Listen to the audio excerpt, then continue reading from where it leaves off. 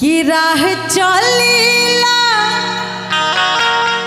तो टोकेला सोनार सैया जी काहे नथिया गढ़वला उधार सैया जी काहे नथिया गढ़वला उधार सैया जी राह चलीला तो टोकेला सोनार सैया जी।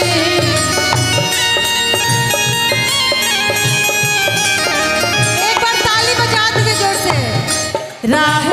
चलीला तो टोकेला सोनार सैया जी काहे नथिया गढ़वला उधार सैया जी काहे नथिया गढ़वला उधार सैया जी। तहरा बारे में सैया चलल बा पता टाटा छोड़बा की तहरा बारे में सैया चलल बा पता टाटा छोड़बा की 100 दिन से जोड़ लेला जाके तू नाता डाटा छोड़बा की ना 100 दिन से जोड़ लेला जाके तू नाता डाटा छोड़बा की ना।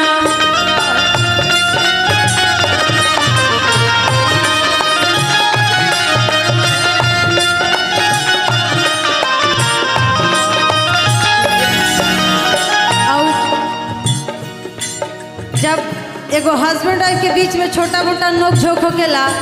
तब मेहरारू सारा खीस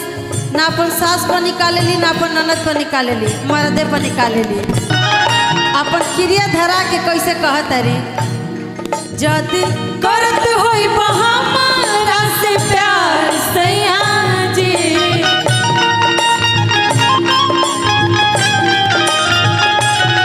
जद करत होई हमारा से प्यार सैया जी जाके आजुए चुका दो उधार सैया जी जाके आजुए चुका दो उधार सैया जी। और जब मर्द क्रिया खा के अपन बात से पलट जाले तब मेरा रुका कहली छन छने बदले छन छने बदले तहरो मिजाज रजऊ धोखेबाज रजऊ उड़न बाज रजऊ छन छने बदले तहरो मिजाज रजऊ धोखेबाज रजऊ उड़न बाज रजऊ तहरा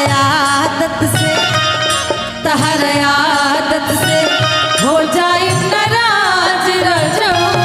धोखेबाज रजऊ उड़न बाज रजऊ धोखेबाज रजऊ उड़न बाज रजऊ। झुमके कंगना सब दे देना उसको सजना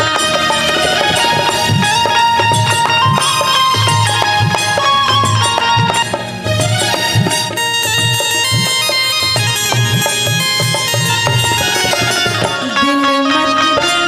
मत देना मेरे सौतन को दिल मत देना मेरे सौतन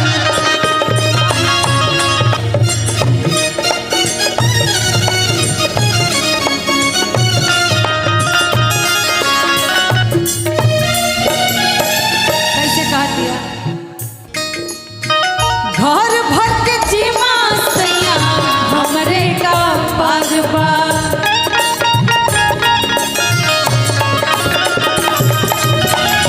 दहिया में तोर दे में चढ़ल वो घरबा कह दिया कि आपके तो खाली बाहर के देखे के बा हमरा तो घर के काम काज कैले के बाद राउर मम्मी के ताना राउर बहन के ताना सुने के बा आ कैसे समझा के बोलत दिया घर भर के जीमा सैया हमरे का पारबा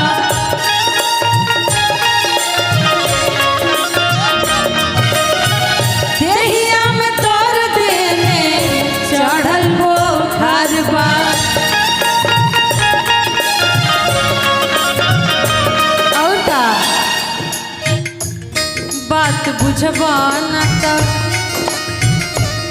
बात बुझबाना त हो जाए नाराज रजऊ धोखेबाज रजऊ उड़नबाज रजऊ धोखेबाज रजऊ उड़नबाज रजऊ छन छने बदले छन छने बदले तहरों में जा